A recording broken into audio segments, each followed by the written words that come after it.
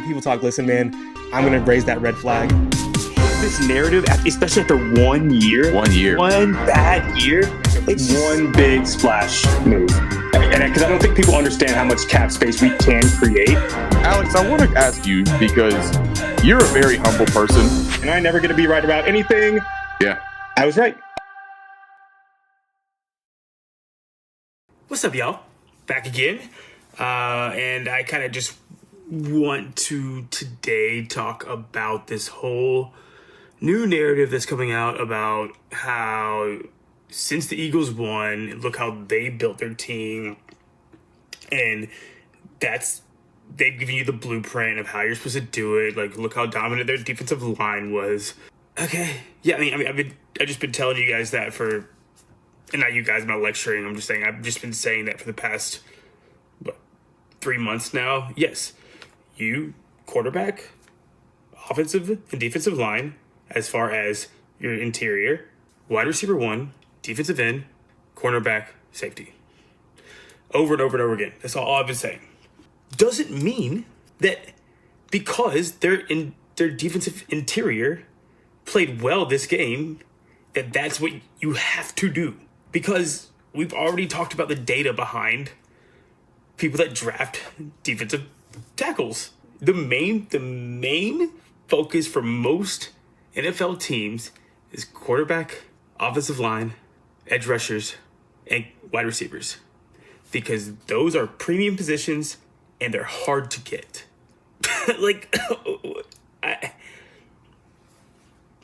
We're just such a recency bias society. Like, every time somebody does one thing for one game, it's like, oh, that's how we got to build our team. Well, yeah, I've been saying that, but you don't have to do it the exact same way they did. Yeah, they're the Eagles.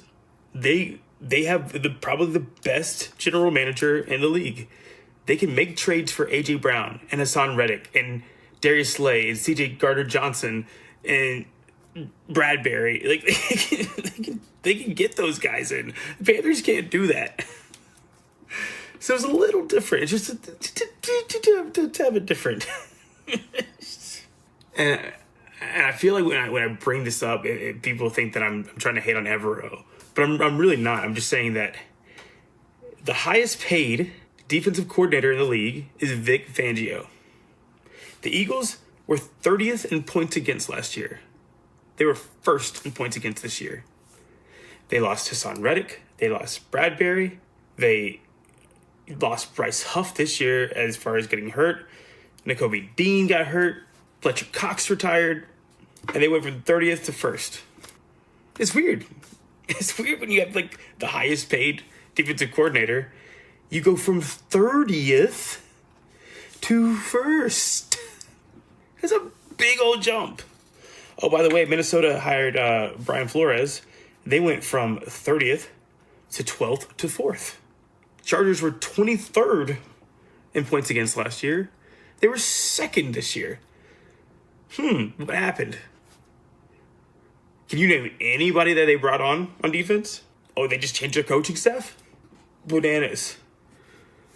You mean that's worth something? It's just so crazy though how we just jump on these narratives right away. Oh, look, the game, it changed the game. You know, the interior defensive line, they just wrecked the game. Oh, what about the offense scoring 30+ points? You think that helped? Yeah, you know, if you're the Eagles and you can get, you know, a top 2 running back in the league, maybe the best running back in the league, A.J. Brown, who was you traded first round pick for, probably top 5 wide receiver in the league. Devonta Smith, who you drafted in the first round. You got John Dotson, who's a first round pick for a 3rd rounder.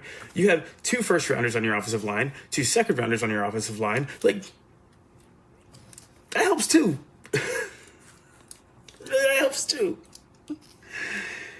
Your defense, however, you have 2 first rounders and Jordan Davis, who, I don't know, he didn't really do much yesterday, but did he? I can't, well, not yesterday, but whenever the Super Bowl was. But Jalen Carter, first round pick. But these guys that wrecked the game weren't Josh Sweat. What was he, a 4th-round pick? And Milton Williams, I think, was the 3rd-round pick. Cooper DeJean had a pick 6. He was a 2nd-round pick. So let's not get all this, like, have to draft defense because that's what Philadelphia did. Let me tell you a quick stat real fast. Like, we like Brian Burns, he was a Pro Bowler. We had Derek Brown, who was a Pro Bowler, and J.C. Horn. They were back-to-back first-round picks. We were a 7-win team. We drafted Brian Burns. We were a 5-win team. The next year, we drafted Derek Brown. We were a 5-win team. The next year, we drafted J.C. Horn. We were a 5-win team. Like, just because you draft defensive players in the first round does not mean that you're everything's changed. Just because you get defensive players. We had Hassan Reddick, Stephon Gilmore, and all those guys on the same team. And we're a 5-win team. We're so focused on, like, well, that's what they eat. Yeah, what about when Patrick Mahomes is putting up 45 points a game, and that's how they win their Super Bowl? What about when Joe Burrow went to the Super Bowl? He was a second-year quarterback. Jamar Chase was a 2nd year. T. Higgins was a 3rd year. Hendrickson was their best pass rusher who came from New Orleans. Like, none of these were their guys that they drafted. They put a team together. Tom Brady went over to the Bucs. He's like, you guys have some pieces, but I'm gonna bring my guys over. And Ndamukong Suh, come over here. Gronk, come over here. Like, you gotta make moves other places. Yeah, but kudos to Vic Fangio for putting and Kellen Moore. They drafted in the first round, so that's what we got to do. Yeah, well, Michael Parsons is really good. They drafted him in the first round. They were a 12-win team before Micah, and they were a 12-win team after Micah. I'm not saying Micah's bad. I'm just saying, like, just because you draft a guy that's good does not mean it's like changes your whole outlook. You got to do a bunch of stuff. You gotta create a culture. You got to you have to have a defensive coordinator that takes a 30th best points against to first best points against. That's what you need to do. Weird. So, just going in on this a little bit more, because taking all jokes aside, I went back and looked, because I talked about this a little bit last year. I went back and looked. What tends to happen with Evero in general? It's almost like he'd rather see people play in the NFL before drafting them. So so you know how I've been doing. I can go back to 2019. And so in 2024, they drafted the highest drafted defensive player was 72. That was Wallace. 2023, the highest drafted Panther was DJ Johnson. That was pick 80. Then when he was in Denver, the highest drafted defensive player was 64. Then go back to the Rams, the highest drafted defensive player in 21 was Jones at 103. 2020, the highest drafted player was 84, Lewis. And then in 2019, the highest drafted defensive player was Rapp at 61.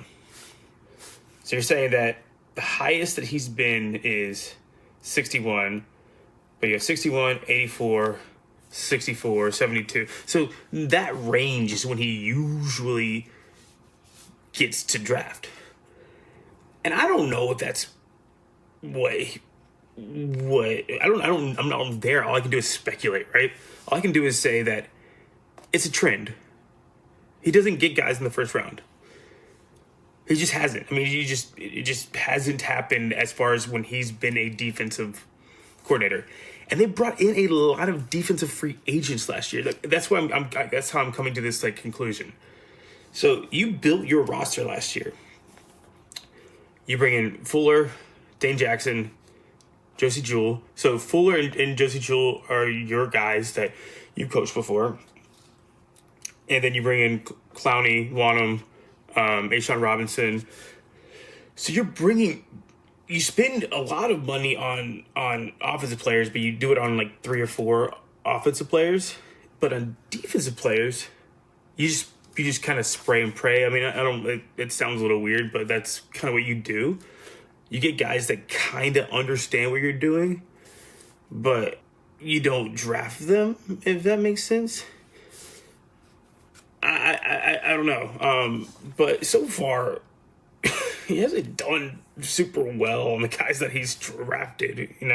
Like DJ Johnson, we have whatever. What is he doing?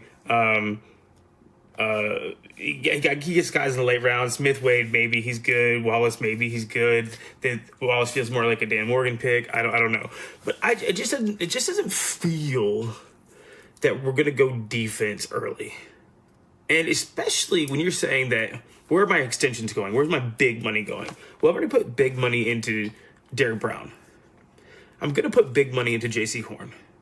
Those are 2 places I'm spending big money on. On offense, I put big money into Hunt and then kind of medium money. Lewis and Clowney are kind of like the same level of money. Like they don't put big money on Lewis, but Hunt is in that kind of Hunt and Moten, I guess, are in that Brown Horn range. So if you're just looking at trends, right? So when people talk, listen. So last year, what did we see happen? They attacked wide receiver. So you got your 32nd pick, and then you got a trade for Deontay Johnson. Well, Deontay Johnson ain't there. So just say that if that's what I was doing, if I was doing that in 2024, then half of what I did in my wide receiver free agency is gone. So you got to say at least half of my what I'm targeting in free agency or in just for wide receiver in general is still around. So I'm gonna keep that around for wide receiver. And you say defensive tackle. I decided to keep Tuttle. I didn't have to keep Tuttle because I released Bell, Hurst, Bozeman, all those guys, right? And so he kind of cleaned house, but he decided to keep Tuttle. So you extend Brown, you keep Tuttle, and you bring on Ashawn Robinson. Well, they're all coming back because Tuttle. I mean, as much as people want to get rid of Tuttle, it's a $6 million dead cap. It doesn't make a ton of sense to get rid of him. So if you're telling me that for what I was targeting last year, all I really did was bring on Ashawn Robinson, keep Tuttle, and extend Brown, then that's there. You're not doing anything else. I mean, maybe I expect you to bring in somebody else, but you were telling me that you were comfortable with those 3 guys at the beginning of the season. So I'm keeping that as is. Then at edge, you trade Burns, and then you bring on Clowney, Wanham, and Chase on. You end up cutting Chase on, but Evero still is developing a DJ Johnson, I guess. So you're saying Chase on, like who's the minimum guy? You still got all those guys coming back. You basically said we don't need Burns pass rusher.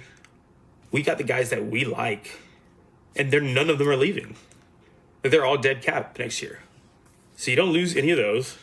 O-line, you say, hey, I'm going to get Hunt, Lewis, Moten, I'm pushing him until 2026, and Yosh. But they're all coming back too. You're losing some depth with Christensen, and I think they keep Mays, but that's good too. You bring in Josie Jewell and you draft Wallace. Now let's just say you lose Shaq, so maybe you draft another linebacker, right? But overall, like your 2 guys that you brought in, they're back next year. And then safety, you bring in you lose Bell. You say we don't need Bell. You bring in Fuller, which you can keep next year, but you're losing Woods. So you definitely need a Woods replacement. So let's say, yes, you're Dan Morgan. So you definitely need that.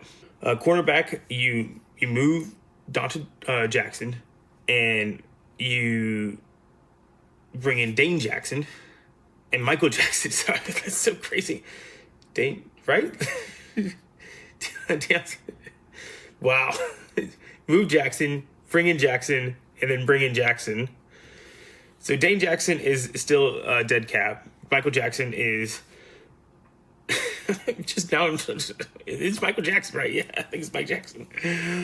And so your corners are basically the same too, that you brought in, because you did that even knowing that Horn might not be healthy, right? So your corners are basically the same that you had from last year, that you specifically, as Dan Morgan, chose and said we're good. And then tight end, you drafted Sanders, but you lost Trimble. So that becomes a space that you need to fill, right? So if I'm Morgan and I built this team a certain way and I said, this is what I'm concentrating on, well, then I'm losing my Trimble, I'm losing my Deontay Johnson, and I'm losing my Woods. So in theory, that's what should happen. Oh, and running back, you basically lose Brooks, but you kind of need like a 1 year fill in. But I'd say he's probably gonna draft, because he drafts him every year. But I don't think he's gonna spend a premium pick on that. So we say I just don't know where this. When I say that the highest that ever was picked in 6 years is 61 as far as getting a defensive player, and then I say the defensive players that Morgan brought in, those are basically still there. So like all you're doing is maybe upgrading or getting depth, but what you're losing from what you attacked wide receiver last year, right? Like that was your big first round pick and trade for Deontay Johnson. You got your first round pick and you lost Deontay Johnson. So if that was your target, like that's what you're attacking, you got to fill that. You got to fill safety and you got to fill tight end. And I'm not saying that as in they're not going to do anything else. I'm just saying like that's logically what I'm seeing. Obviously, they're going to probably get another pass rusher or two. Obviously, they're going to get some depth on the defensive interior. But when I look at what they attacked last year and how that seemed like a priority last year, then it also should be a priority this year if those people don't exist anymore. Because you go wide receiver, you lost one. Then you go running back, you lost Brooks. Then you go linebacker, they're still there. Unless you lose Shaq, which then you get some depth there. Then you drafted tight end, you lost the tight end, so you need help there. Cornerback, they're all back. You got all your corners back. I think you're basically probably shooting for the same stuff this year, draft wise.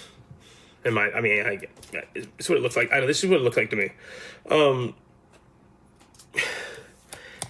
It's just so tough because obviously there's such a good edge class, such good depth at edge. There's also such good depth in free agency.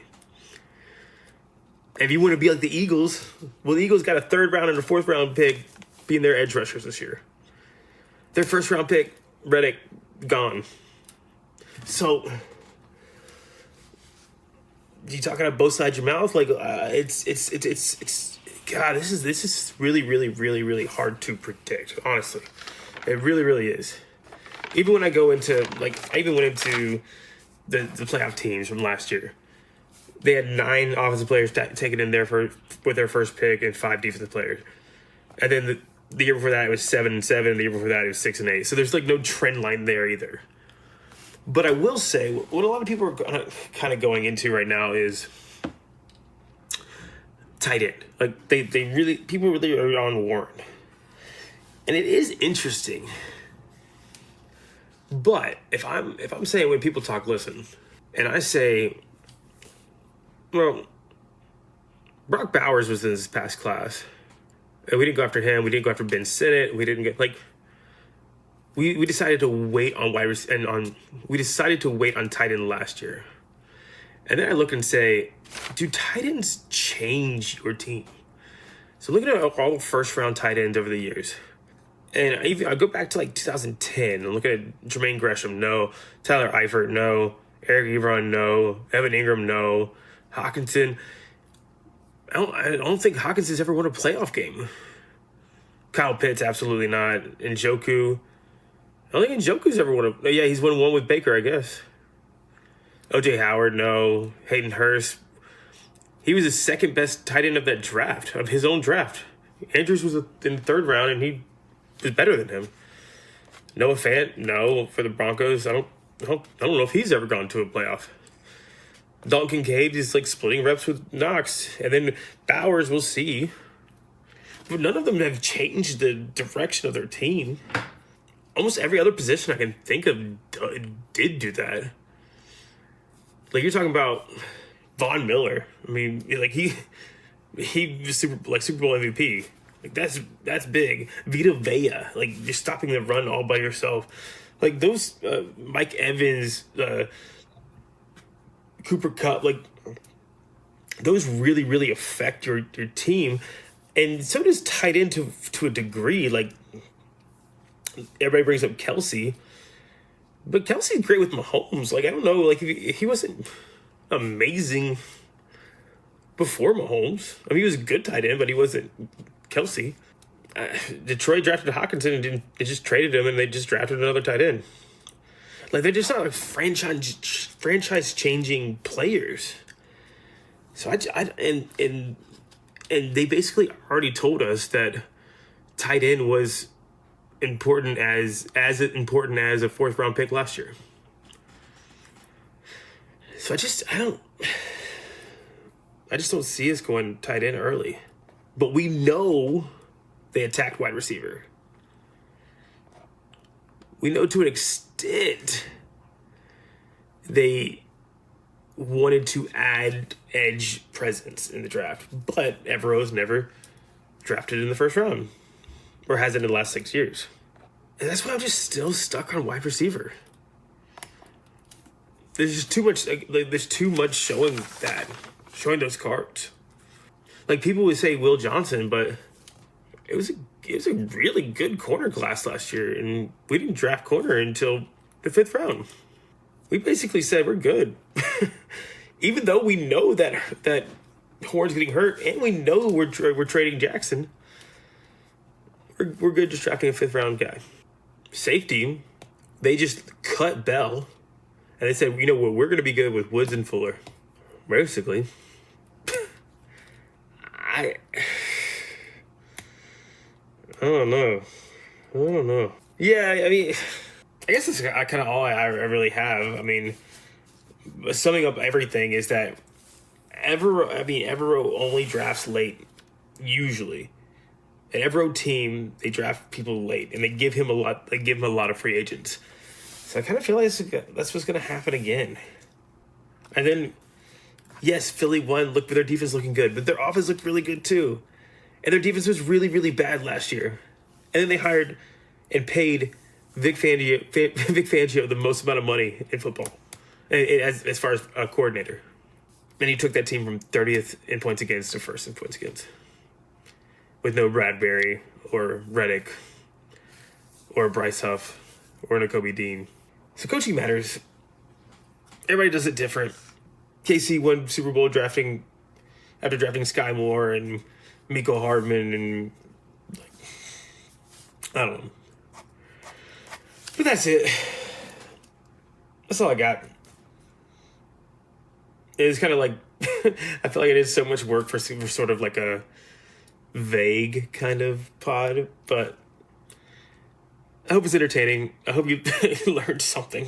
There's no like outcome. I just giving you what I got, giving you the data that I see, and how that if we decide we're going to be like the Eagles, it would be an outlier in Evero's career, and in Panther history, drafting in the 1st round a defensive player doesn't change your outcome very often.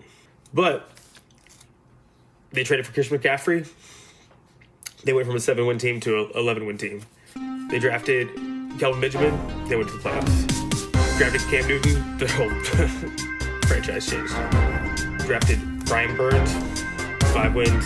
Brown, 5 wins. Horn, 5 wins. That's it. Appreciate y'all. Till next time.